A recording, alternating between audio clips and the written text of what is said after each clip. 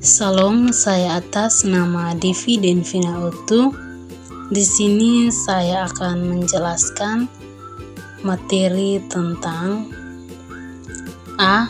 Pengertian penelitian kuantitatif, B. Karakteristik penelitian kuantitatif, C. Jenis penelitian kuantitatif, D. Masalah penelitian kuantitatif, E. Sumber masalah penelitian, dan langkah-langkah identifikasi masalah penelitian.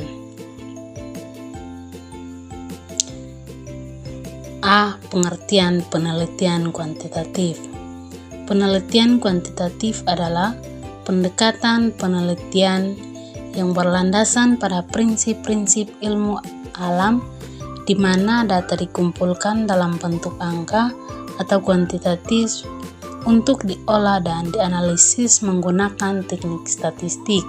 Tujuannya adalah untuk menjelaskan fenomena dengan cara yang objektif, menguji hubungan antar variabel, atau menggenerasikan hasil populasi yang lebih luas. B. Karakteristik penelitian kuantitatif. Yang pertama, sistematis dan terstruktur. Sumber langkah penelitian mulai dari perencanaan hingga analisis sudah direncanakan dengan jelas sebelum dimulai.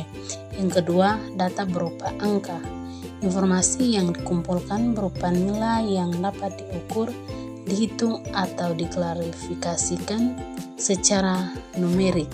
Yang ketiga, menguji hipotesis atau teori. Penelitian dimulai dengan dugaan atau teori yang sudah ada, kemudian diuji kebenarannya melalui data.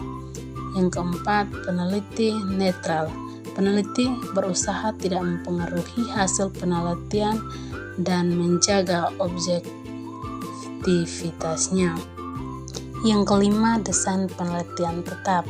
Struktur dan metode pengumpulan data tidak berubah selama proses penelitian. Yang keenam, generalisasi hasil. Jika dilakukan dengan benar, hasil penelitian dapat diterapkan pada kelompok populasi yang lebih luas dari sampel yang diteliti. Yang ketujuh, alat ukur valid dan reliable.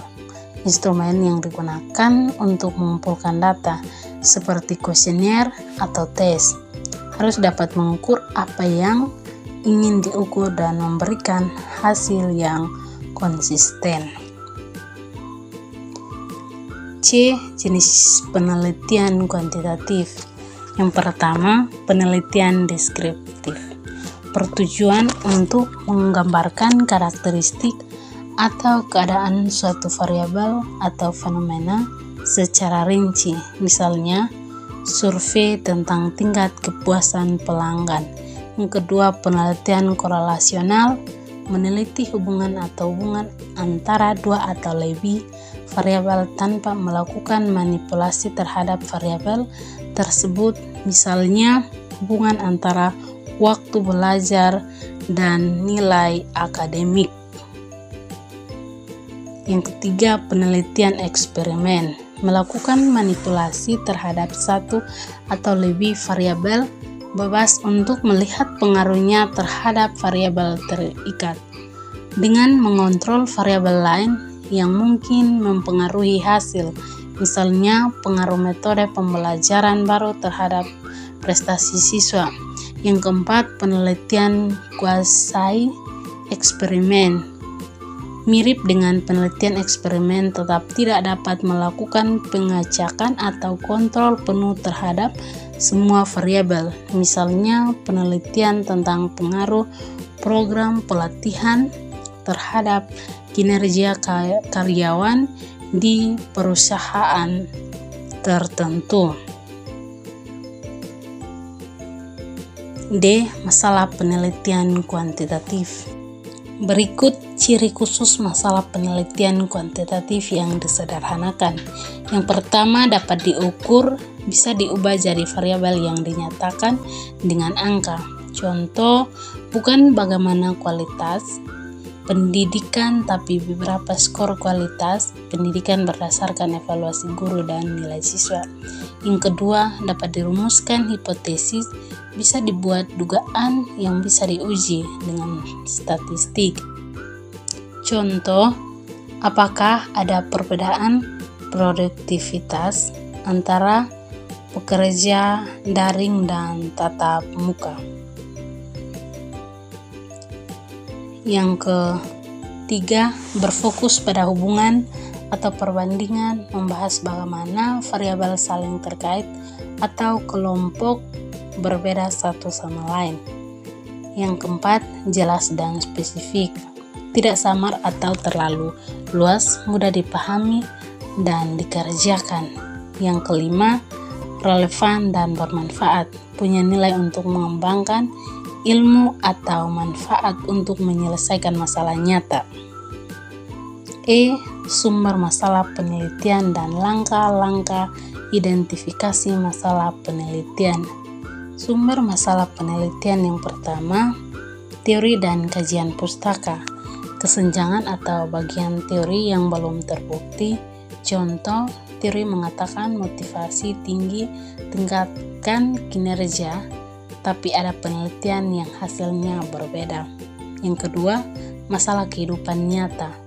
Permasalahan di masyarakat, contoh pengangguran mudah dikupang atau rendahnya kepatuhan terhadap program kesehatan. Yang ketiga, perubahan zaman dan teknologi.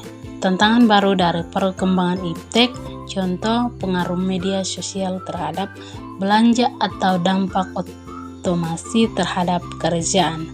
Yang keempat, permintaan dari instansi. Penelitian yang ditugaskan oleh pemerintah, perusahaan, atau organisasi. Contoh, pemerintah Kupang minta penelitian potensi pariwisata daerah. Yang kelima, pengalaman pribadi peneliti. Pengamatan atau pengalaman langsung. Contoh, guru meneliti siswa kesulitan belajar matematika dan ingin teliti penyebabnya. Langkah-langkah identifikasi masalah penelitian. Yang pertama, tentukan area minat atau bidang ilmu. Pilih topik sesuai keahlian dan minat. Yang kedua, lakukan tinjauan pustaka. Baca sumber sebelumnya untuk tahu apa yang sudah diketahui dan sebelum terjawab. Yang ketiga, lakukan observasi atau wawancara pendahuluan. Cari info awal di lapangan atau dari pihak terkait untuk pastikan masalah ada dan relevan. Yang keempat, rumuskan pernyataan awal.